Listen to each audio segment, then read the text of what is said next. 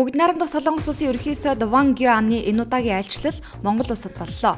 Ингээд 2015 оны 3 дугаар сард анхудаа зохион байгуулагдсан Монгол Солонгосын засгийн газар хоорондын хамтарсан хороогоор дамжуулан ашигт малтмал, эрчим хүч, зам тээвэр, барилгын салбарт харилцан ашигтай хамтын ажиллагааг өргөжүүлэхээр тогтсон байна. Оюу толгой төслийн 2 дахь шат буюу даалдуурхан үйл ажиллагааг сэргээх төслийн санхүүжлийн гэрээг талууд өчигдөр байгууллаа.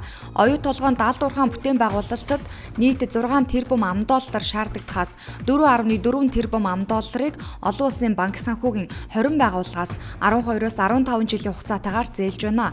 Энэ зээлийн баталгааг Rio Tinto компани гаргаж үлдсэн 1.6 тэрбум $-ыг оюу толгой компани дотоодосоо босгохоор болсон юм а. Нийслэлийн өмчийн харилцааны газраас Улаанбаатар Таймс сонины хэвлэх үйлдвэрийн барилгыг 23 тэрбум 850 сая төгрөгөөр худалдаа авахыг 5 богд группийн ерөнхийлөгч Баатар сайханд санал болгожээ. Баатар сайхан нийслэлийн өмчийн харилцааны газарт албан ёсны хариу өгөөгүй хэмээн өчигдөр мэдээлсэн байна. Хэрв Баатар сайхан тус хэвлэх үйлдвэрийн барилгыг худалдан авахгүй, газрыг эзэмшихгүй гэвэл дахин нийслэлийн өмчийн харилцааны газраас нээлттэй худалдаа явуулахаар төлөвлөжээ. Ховд аймгийн Дөрвөн сумын нутагт залуус машинтайгаа цөмөрч живсэн харамсалтай хэрэг гарчээ.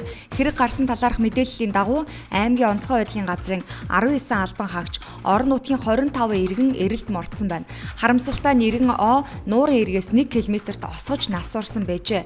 25 настай Б-гийн цогцыг уснаас гарган цагдаагийн байгууллагад хүлээлгээ өгсөн байна.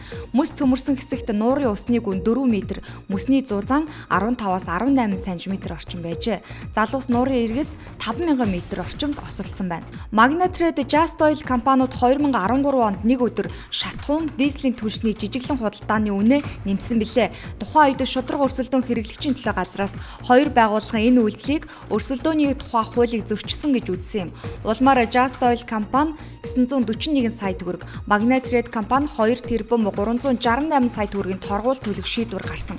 Харин тухайн үед 2 компани шүүхэд гомдол мэдүүлж өнөөдрийг хүртэл маргаан үргэлжилсэн. Тэгвэл өчигдөр шудраг өрсөлдөөн хэрэглэгчийн төлөө газраас 3 шатны шүүхээр бүгдд ялалт байгуулсан учраас 2 компанид торгуулийг оногдуулахаар болсон талаар мэдээллээ.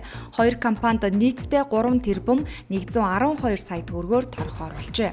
Хөдөлмөрийн зах зээлд хийсэн 20 гаруй судалгааны тайлан өчигдөр хөдөлмөр эрхлэлтийн үйлчилгээ судалгаа мэдээллийн төвөөс танилцуулжээ.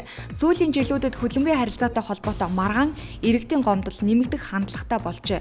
Ялангуяа санхүү эдийн засгийн хувьд тогтворгүй үед иргэдийг үндэслэлгүйгээр ажлаас халах гомдол ирэх болжээ. Тиймээс нэн тэргуунд хөдөлмөрийн салбарт эргэцэн орчноос эхлээд шинжилэл хийх шаардлага тулгарсан гэдгийг салбарын сайд онцолсон байна.